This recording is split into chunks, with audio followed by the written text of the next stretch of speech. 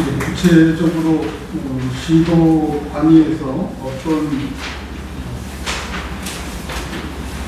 공기업과 출자 추정 기관들이 존재하고 있는지 한번 구체적인 통계를 좀 보여주신 게 좀 이해하기에 많은 도움이 된 것 같습니다. 다음 토론은 현장에서 이 문제를 많이 집행부와 싸우기도 하고 토론하기도 하고 고민하고 계시는 박유진 소시위원 모시도록 하겠습니다.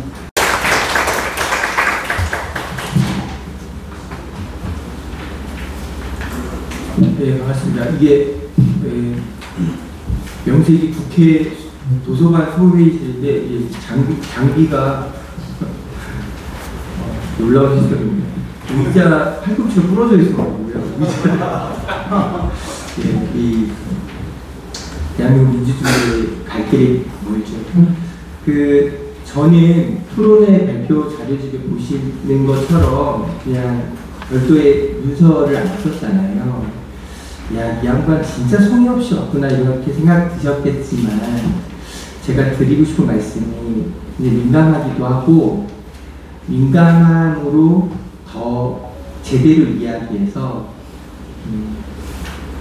있는 그대로의 현실을 어떻게 바꿀 수 있는지 의지가 담기길 바라는 마음에서 직접 이 설명을 드릴 수 있는 이 시간을 간절히 기다려왔습니다. 오늘 저희가 이 자리에 왜 모여 있냐면 목적이 있잖아요. 지방공기업법이랑 지방출자추정법이 개정이 필요하다. 어떻게 개정하면 좋을까요? 라는 의지를 각자의 생각을 모으는 자리잖아요. 그러니까 오늘 제가 말씀드릴 내용도 이렇게 지방공기업법이나 또 지방출자출연법이 바뀌었으면 좋겠습니다는 의견을 드리기 위한 거죠. 그런데 오늘 자리에서 저는 정말 깜짝 놀랐는데 한남대학교의 원구한 교수님을 박사과정으로 모시고 가서 문화생으로 수업을 들어야 되나 싶을 정도의 충격이었어요. 그러니까 저희가 선출직 공직자 뭐 이런 이야기를 듣는 사람들끼리 뭐 그리 진지한 시간이 많겠습니까만은 가끔 가뭄에 콩나듯 그렇게 진지한 시간으로 공사, 공단, 지방공기업, 출자 추정기관 이런 이야기를 나눌 때가 되면 모두가 다 진지한 시간과 비례해서 오리무중이 깊어지거든요. 뭘 알 것 같으면서도 내가 알았던 지식이 현실과 적용되면 아닌가 보다 이런 생각으로 낭패를 겪는 감정이 많았는데요. 오늘 교수님께서 명확하게 정리해 주셨습니다. 환기하는 차원에서 교수님의 결론을 뜨겁게 느꼈던 거 몇 가지 얘기해 볼게요. 첫 번째, 다른 어떤 명사 수식어들과 상관없이 명확히 기준이 필요한 거죠. 첫 번째, 당신 공무원입니까? 아니면 공무원이 아닙니까? 이 기준대로 지금 우리가 쓰고 있는 용어들이 한번 재분류된다고만 해도 사뭇 다른 결과가 나올 거라고 봅니다. 왜냐하면 공무원이니까 할 수 있는 일과 공무원이기 때문에 할 수 없는 일이 나눠지는 거잖아요. 지금 그런 게 마치 회색 지대처럼 모여 있으니까 어디까지 우리가 일을 할 수 있고 어떤 권한을 요구할 수 있는지조차 헤매게 되는 거죠. 두 번째, 이 공사공단 얘기되고 있는 이 모든 법의 모법처럼 우리가 따라 쓴 법이 일본의 법이었다는 것이 새삼 아프게 느껴지는데요. 그러니까 지금 지방공공기관이라는 이렇게 자주 쓰는 말조차 공식 법적 용어가 아니라는 게 얼마나 충격입니까? 그러니까 지금 이런 상태에서 우리가 이번에 법 개정을 논의하는 이 기회에 첫 번째, 근본적으로 우리가 들으면 명확하게 이해할 수 있는 기준을 마련해야만 어떤 영역에서 일할 수 있고 법적 책임과 권한이 어디까지 규정될 수 있는지를 확인할 수 있겠다는 깨달음이 있었습니다. 자, 그런데요. 그래서 서울시 의원으로서 이 자리에 와서 당신 하고 싶은 개정 방향이 뭐예요? 이게 제가 드릴 말씀의 핵심일 거잖아요. 얼마나 민감한 얘기길래 문서로 다 썼으니까 궁금하실 겁니다. 저는 노동이사제가 법적으로 보장되는 것이 매우 중요하다라는 주장을 말씀드리기 위해서 이 자리에 앉아 있는데요. 그런데 노동이사제 법제화가 뭐 처음 나온 얘기입니까? 그거 늘 요구했던 일이잖아요. 이렇게 반론할 수 있죠. 선출직 공직자로서 제가 갖고 있는 복잡한 심정과 고민을 이 자리에서 같이 공유하는 게 매우 좀 의미가 있을 거라고 감히 생각해 봅니다. 저는 시의원이 된 지 고작 3년차 되었는데요. 그 전에는 그냥 회사원이었습니다. 22년차 회사원이었는데 느닷없이 선출직 공직자가 돼서 기업 세계의 환경과 지금 이런 공공부문이라고 얘기하고 있는 선출직 공직자의 두 개의 세계를 같이 겪어볼 수 있는 경험이 매우 소중하다고 생각해요. 단적인 차이가 있죠. 기업 환경은 어떤 건가요? 기업은 한 번이라도 회사를 다녀본 분들은 다 동의하실 겁니다. 회사 내 가장 중요한 기준이 뭐죠? 대표의 뜻이에요. 대표가 결정하면 모든 조직은 그 결정을 수행하기 위해서 바뀌잖아요. 공공부문의 가장 큰 특징이 뭡니까? 결과가 어떻든가 상관없이 과정의 공공성과 과정의 투명성이 중요한 기준이 됩니다. 아무리 서울시장이라고 해도 서울시장이 결정했다고 해서 서울시 16,000명 시청 소속 공무원분들이 일제히 따르냐? 그게 아니죠. 그 명령이, 그 결정이 어떤 법과 기준에서 응당하고 합당한지를 따져서 과정의 공공성과 투명성을 확인하고 넘어가게 된다는 거죠. 그게 아주 중요한 차이잖아요. 그 차이 얘기를 왜 합니까? 노동이사제를 바라보는 일반 주권자들의 정서가 크게 두 가지 방향이 있습니다. 어떤 방향의 차이가 있냐면, 마땅히 노동자의 대표를 뽑아서 경영이사회라는 특수한 환경에서 노동자의 의사가 제대로 반영되는 구조를 만드는 것은 바람직한 거 아닙니까? 라고 이야기하는, 지금 여기 이 자리에 앉아 계시는 다수의 우리가 동의하고 가고자 하는 방향에 동의하는 시민들이 있는데요. 반대로, 아니 노동자면 노동자지 도대체 노동자가 경영진 이사회에 왜 들어오겠다는 거예요? 라고 강하게 반대하는 정서가 있고요. 그 정서의 바닥에는 어떤 정서가 크게 있냐면, 안 그래도 철밥통인 당신들이 도대체 얼마나 더 철밥통을 강화하기 위해서 노동자가 이사회까지 참여하겠다는 겁니까? 라고 말 그대로 색안경 끼고 바라보신 분들이 있거든요. 그러니까 즉 두 가지 정서가 아주 다릅니다. 그런데 우리는 지금 오늘 뒤에 한숨하게도 써있지만 뭘 만들고자 하는 거냐면, 이 지방공기업과 지방숫자추정법이 개정되는 방향에 있어서 두 가지가 중요하다는 겁니다. 어떻게 하면 법 개정의 방향이 공공성을 강화할 것인가, 또 하나 운영의 민주성을 확보할 것인가, 이 두 가지가 보강되는 방향으로 개정이 돼야 된다라고 주장하고 있는 거거든요. 근데 지금 이 주장의 방향이 방금 전에 설명했던 이 노동이사제를 포함한 이 논의를 온당치 않다라고 느끼는 분들에게는 정확하게 이렇게 들리는 거예요. 아니 안 그래도 철밥통인 당신들이 월급 루팡이 그렇게나 많다라는 공공기관, 공공부문 이런 이야기가 그렇게 싫은 분들에게는 얼마나 잘리기 어렵게 만들고자, 얼마나 당신들의 철밥통을 노동자 대표라는 이름에 올라타서 더 어렵게, 안 그래도 말 안 듣는 조직을 더 말 안 들을 수 있는 권한을 갖고자 이렇게 법 개정을 요구하고 있는 겁니까? 라고 정확히 그 방향으로 이해를 하시더라고요.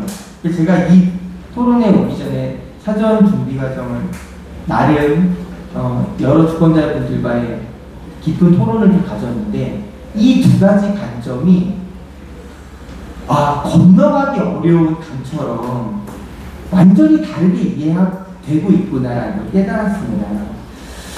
자, 그런데 그래서 당시 하고 싶은 얘기가 뭡니까? 자, 여기서가 중요합니다.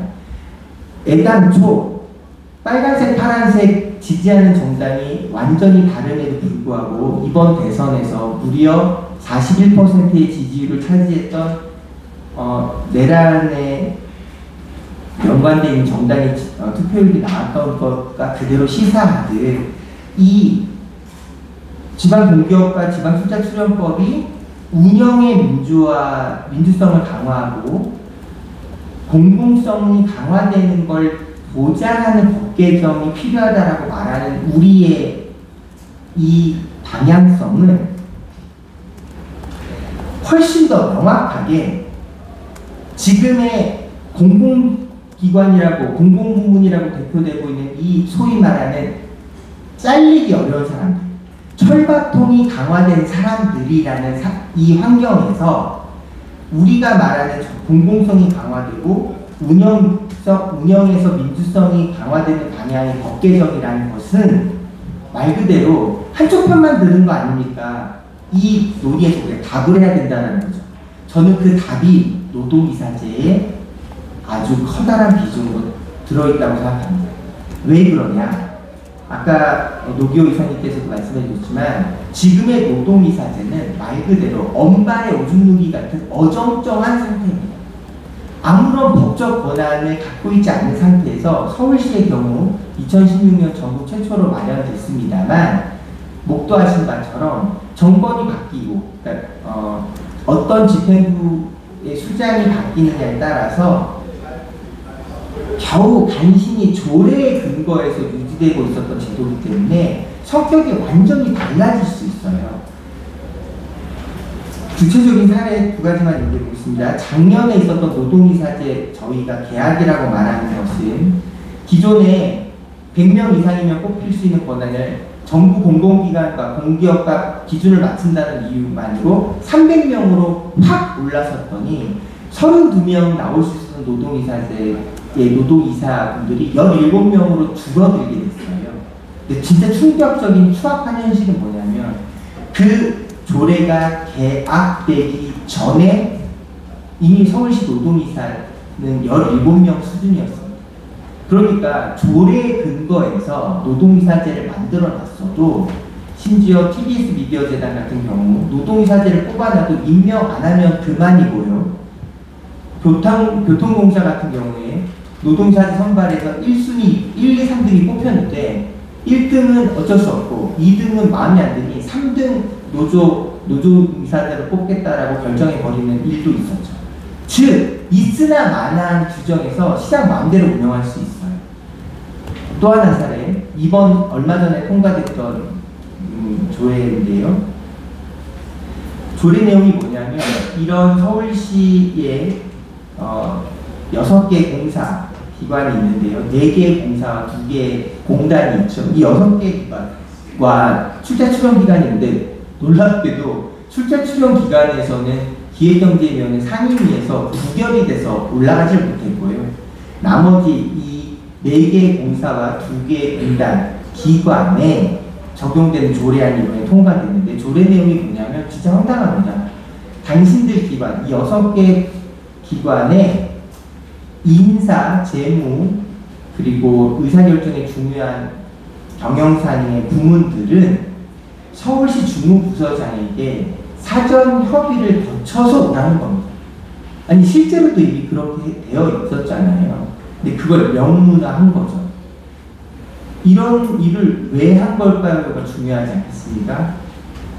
놀라운 사실 두 가지가 있는데요.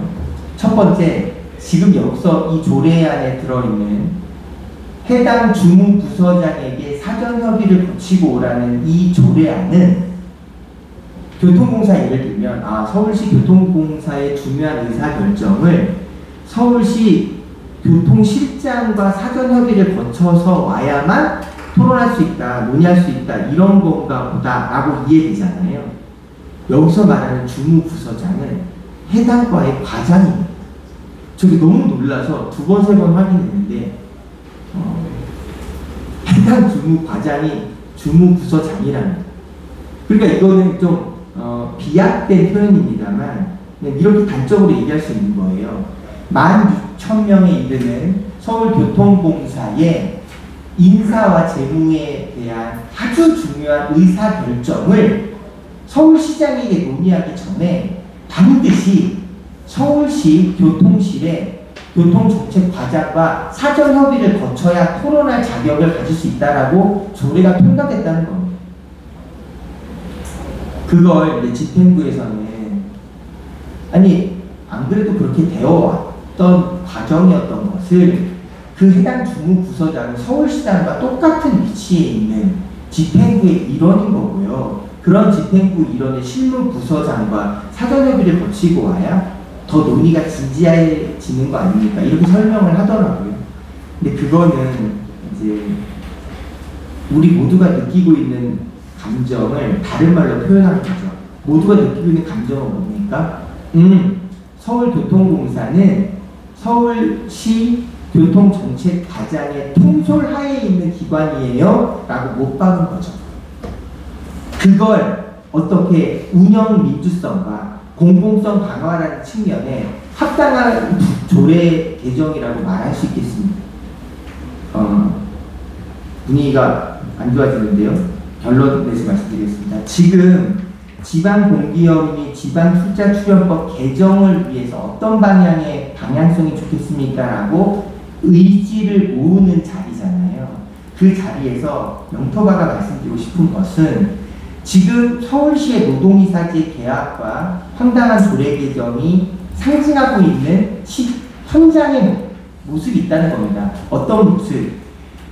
이렇게 개정돼야 될 공기업법과 출자출연법에서 법으로 법제화하지 않으면 무려 10년이 넘은 10년이 된 노동이사제의 누적된 과정이 있다 하더라도 얼마든지 정치적 목적을 갖고 무시되고 박살날 수 있는, 왜곡될 수 있는 조례 개정을 통해서 현장의 의지는 얼마든지 외면되고 무시될 수 있다는 걸 다시 한번 확인했다는 거죠. 그러므로 이번에 공기업법과 투자출연법이 개정될 때는 반드시 현장에서 이 노동자들의 목소리가 최소한 이 사회에서의 풍성한 논의 과정만큼이라도 제대로 보장되고 그 일을 감당하고 있는 노동이사분들은 어떤 권한과 역할을 할 수 있는지를 법으로 보장해 줄 수 있는 정도의 개정안은 반드시 필요한 모습이다. 이 주장을 강력하게 말씀드리고 싶습니다. 예. 고맙습니다. 수고하셨습니다.